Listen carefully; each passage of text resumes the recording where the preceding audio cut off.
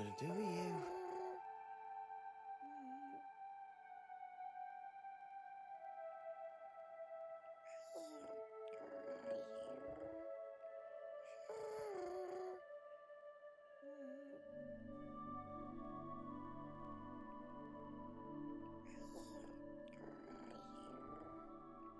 This one looks good.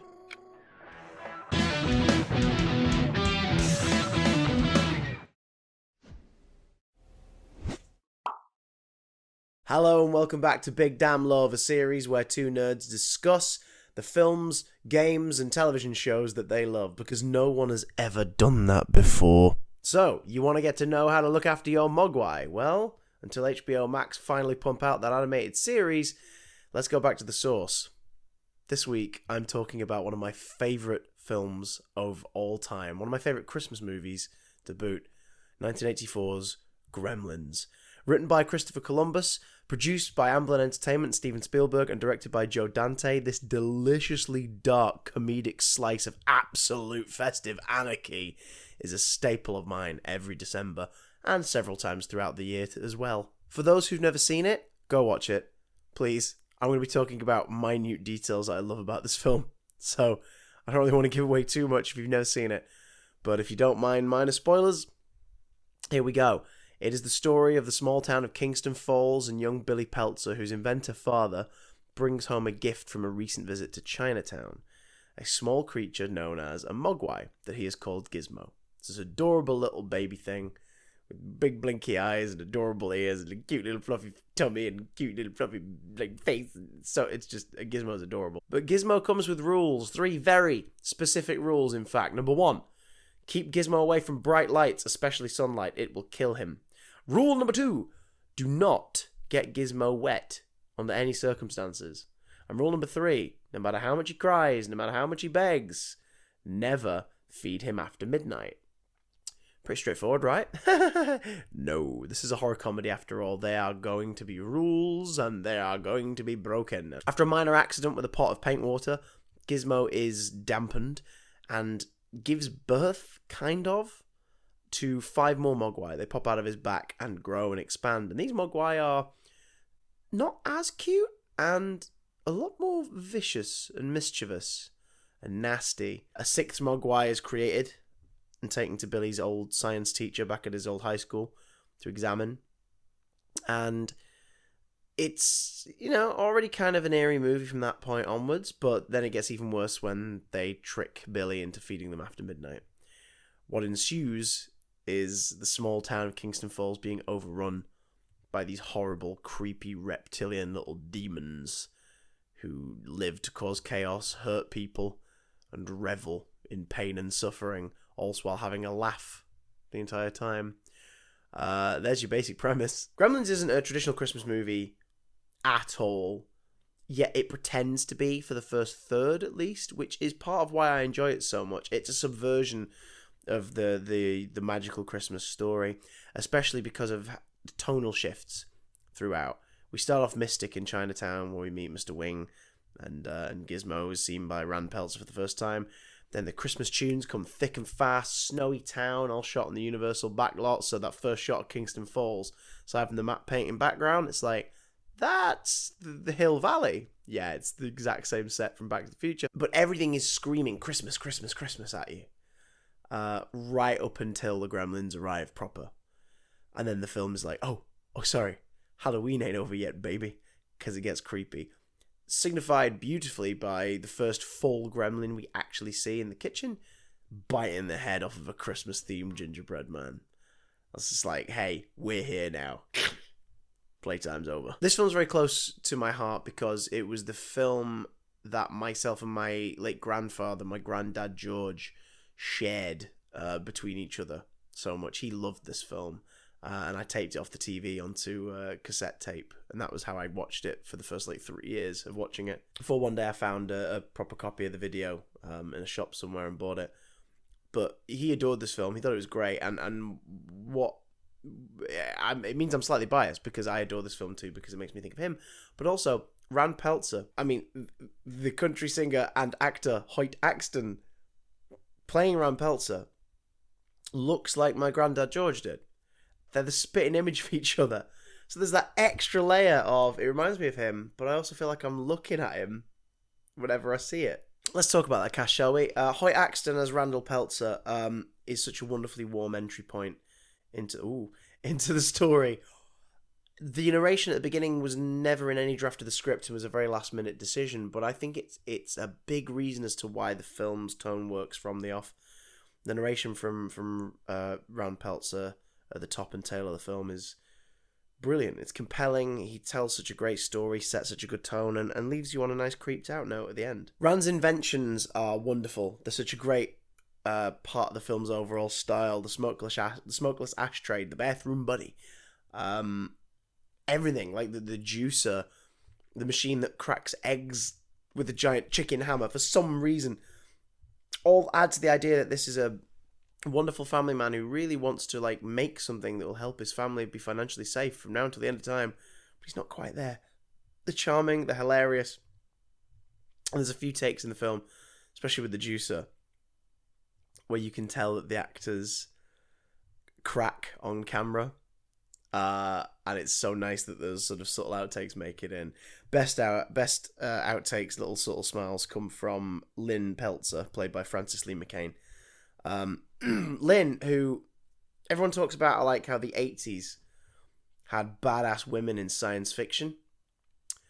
The fact Lynn Peltzer is not included in a lot of those lists makes me sad. I know Gremlins is more a fantasy movie, but her first proper full scene where she's our lead is after the Gremlins have hatched, and she murks them all, or most of them, the best way she can, stabbing up a Christmas tree, trying to get rid of one, shoving one in the microwave, blending one, she guts one on the chopping board.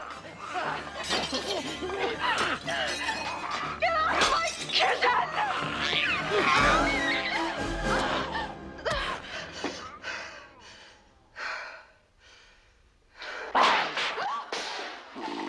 It's amazing. No wonder they created the PG-13 rating for this film.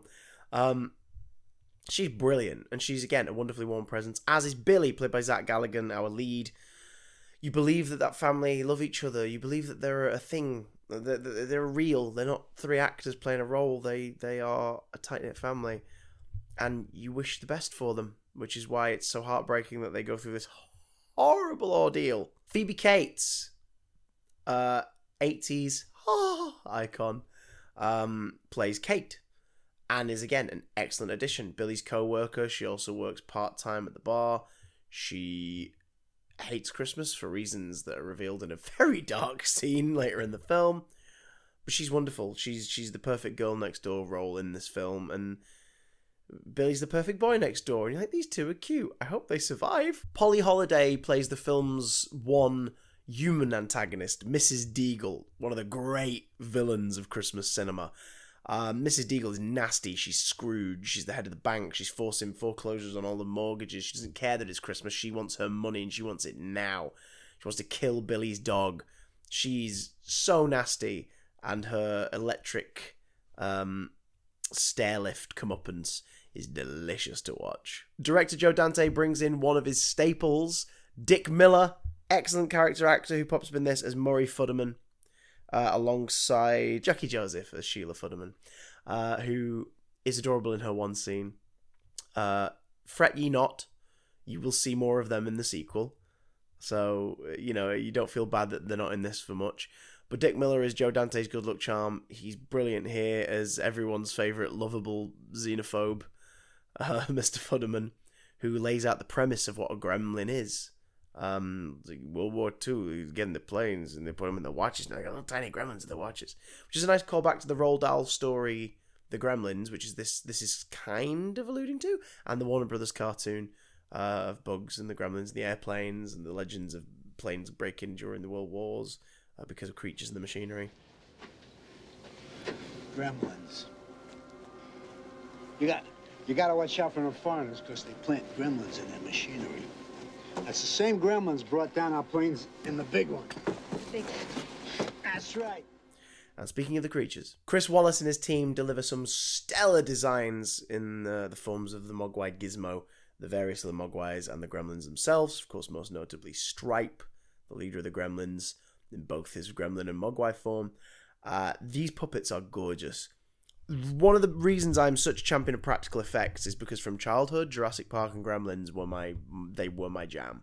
And these puppets are astounding works of art. Beautifully done.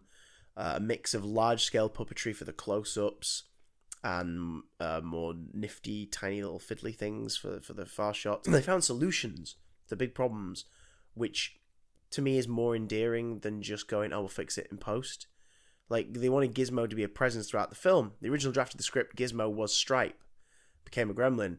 And then at the 11th hour draft-wise, Steven Spielberg was like, hang on, Gizmo's great, we should keep him in the whole movie. So they chose to do that, but it meant Gizmo would have to be around all the time. They couldn't have him walking, they couldn't have him moving all the time. So they were like, well, how do we practically make sure he's in the shots with Billy? I know, Billy carries him in his backpack. He can be sticking out of the backpack. Practical solutions to practical problems like that lead to more tangible, believable creatures. And these guys are all real. There's one shot that is stop motion, and the rest of the time, they are just real as raincoats that are also real. Gizmo is as cute as buttons. The other Mogwai are sort of cute, but not as such, suggesting their sinister nature. And then the Gremlins are horrifying to look at.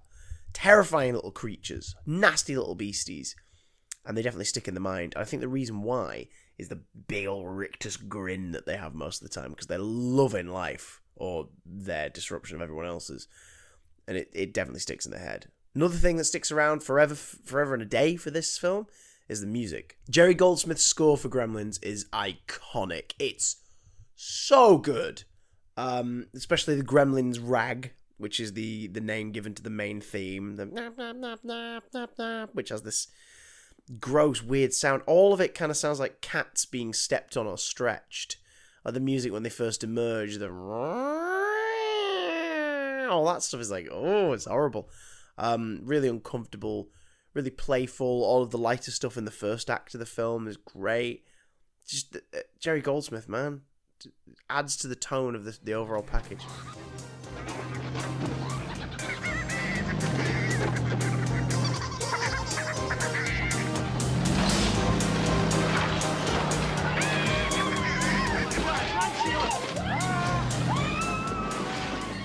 This film is packed with references and subtle jokes that take multiple watches to spot.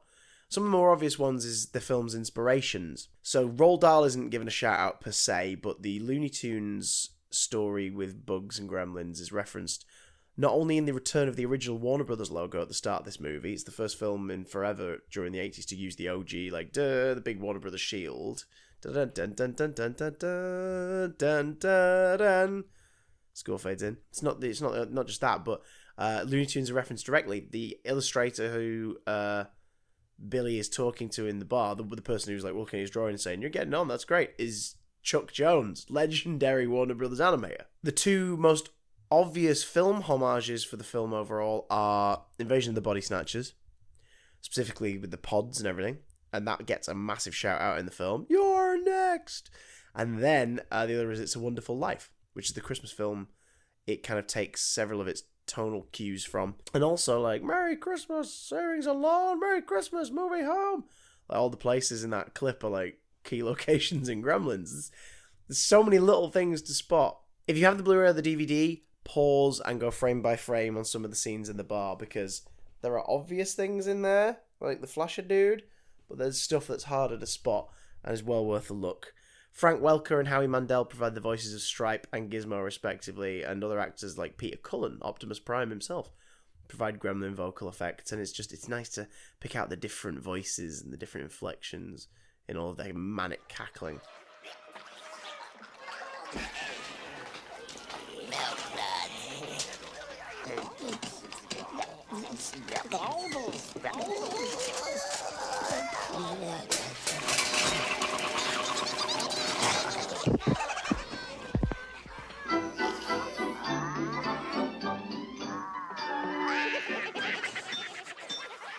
So much fun. I have a blast with this film every time I watch it. It is a firm favourite of mine, and is second only to my favourite film of all time, which we'll talk about soon.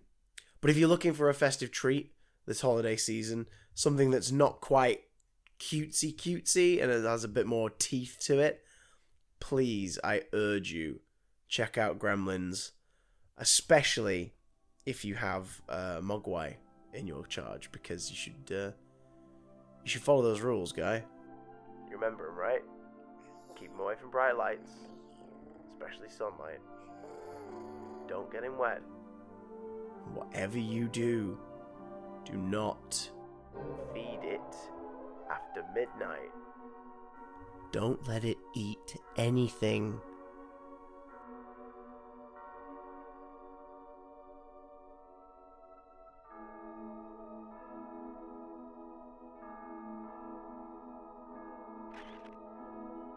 I'm sorry, little guy. I can't take the risk. Eat lead.